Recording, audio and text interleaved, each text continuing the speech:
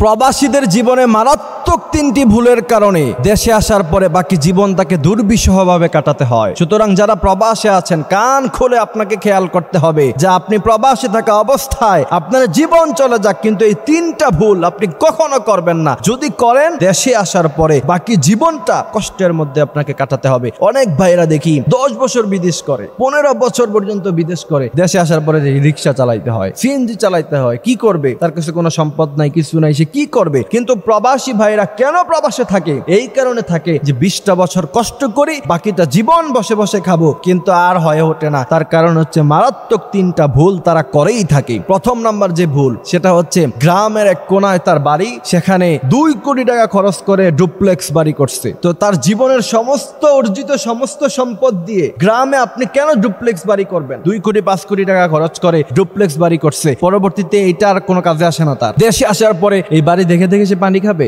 আপনাকে আমি পরামর্শ করতে চাই, প্রবাস জীবনে যারা আছেন, আপনি 1 কোটি 2 কোটি 3 কোটি টাকা খরচ করে গ্রামের কোনায় মহল্লায়, আপনার গ্রামে অজপাড়া এক গ্রামে আপনি এত কোটি টাকা খরচ করে আপনি যদি বিশাল বাড়ি করেন, আপনার কোনো কাজে আসবে না। এর চেয়ে ভালো শহরের মধ্যখানে কোনো জায়গা কিনে যদি আপনি সেটাকে ভাড়ায় চালাইতে পারেন, তাহলে আপনি যদি একটা 5 তলা ফাউন্ডেশন করে বাড়ি করতে পারেন, দেশে আসার পরে আপনার কোনো কষ্ট থাকবে না। আপনি সেখান থেকে ভাড়া নিয়ে বাকি জীবনটা আপনি কাটাতে পারবেন। আপনাকে সেই ব্যবস্থা করতে হবে যে আমি দেশে আসার পরে যে সেখান থেকে আমার একটা আর্নিং হয় এবং আমি বসে বসে আমি খেতে পারি। আমি আপনাদেরকে পরামর্শ দিব, এত কোটি টাকা খরচ করে গ্রামের অজপাড়া গায়ে আপনি বিল্ডিং করলেন, বাড়ি করলেন, শেষ পর্যন্ত দেখা যায় যে বাড়ি করছে সম্পূর্ণ নিজের টাকা দিয়ে। এখন ভাই বোন সবার মধ্যে এটা ভাগ বটোয়ারা হয়, সে কিছু বলতেও পারে না, বললে তাকে ফ্যামিলি থেকে তাকে আউট করে দিবে। মনে হয় যে সে কামাই করে, সে বাড়ি করছে, মনে হয় যে সেই বাড়িতে কোনো অধিকার পায় না। এমন অসংখ্য প্রবাসীদেরকে আমি কান্না করতে দেখেছি, বলছে হুজুর 15 বছর ইনকাম করে একটা বাড়ি করেছি, সেই বাড়িতে আমারই ফ্ল্যাট নাই, আমারই জায়গা নাই। আমার মা বোনেরা বাড়িতে গেলে, গ্রামে গেলে আমাকে তারা অপছন্দ করে, তারা চায় যে আমি আবার বিদেশে চলে যাই, আবার টাকা ইনকাম করে তাদেরকে বসে বসে খাওয়াই। সুতরাং এই বিষয়টা মাথায় আমাদেরকে অবশ্যই খেয়াল রাখতে হবে। দ্বিতীয় নাম্বার হচ্ছে, অনেক প্রবাসী ভাইরা বউর নামে অ্যাকাউন্ট করে।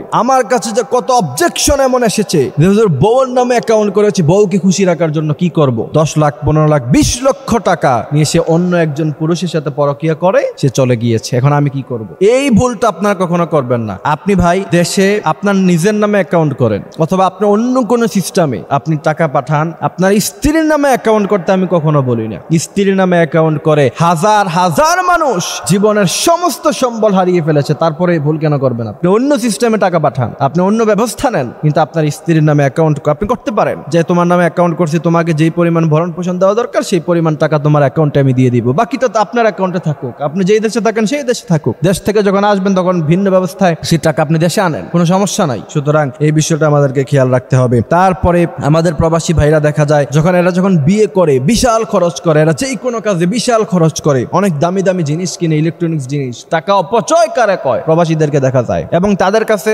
মানুষেরা ছোটখাটো জিনিস আশা করে না, তাদের কাছে আশা করে অনেক বড় জিনিস। 1000 2000 টাকার মামলা নিয়ে তাদের কাছে যায় না, 20,000 30,000 টাকার মোবাইল লাগে তার। এখন এটা প্রবাসী ভাই থাকলে তার কাছে চায়, বোনেরা চায়, এবং বড় বড় আবদার নিয়ে তাদের কাছে যায়। আরে বেটা, সে সারা দিন কষ্ট করে, সারা মাস কষ্ট করে, যেই পরিমাণ টাকা ইনকাম করে, সারা মাসের ইনকাম দিয়ে তোমার একটা মোবাইল কিনে দেওয়া লাগছে। সুতরাং আমরা এই বিষয়টা আমরা খেয়াল রাখবো। মনে রাখবেন, আপনার সচ্ছলতার অবস্থায় আপনি হাজারো মানুষকে করেন, আমার কোনো সমস্যা নাই, কিন্তু এমন ভাবে করতে বিশ্বনবী সাল্লাল্লাহু আলাইহি ওয়াসাল্লাম নিষেধ করেছেন, যার কারণে নিজেই আপনি কষ্টের মধ্যে পড়তে হয়। এই পরিমাণ সম্পদ দান করতে বিশ্বনবী নিষেধ করেছেন, যেই পরিমাণ সম্পদ দান করলে আপনি নিজে ফকির হয়ে যাবেন। মৃত্যুর আগে এক সাহাবা রাদিয়াল্লাহু তাআলা আনহু বিশ্বনবীর কাছে বললেন, ইয়া রাসূলুল্লাহ, আমার সমস্ত সম্পদ দান করতে চাই। বিশ্বনবী বলছেন, অসম্ভব, তোমার ছেলে মেয়েরা পরবর্তীতে ফকির হয়ে যাবে। বলছেন, অর্ধেক দান করতে চাই। বলছে, অসম্ভব। বলছে, 3 ভাগের 1 ভাগ দান করতে চাই। তখন বিশ্বনবী বলছেন, এটা করতে পারো, তাও আলোচনা করে। সুতরাং এই বিষয়গুলো আমাদেরকে খেয়াল রাখতে হবে। আপনি অনেক টাকা ইনকাম করছেন, 10টা পরিবার আপনি চালাইছেন, চালান, এতে কোনো সমস্যা নাই, ভালো কাজ।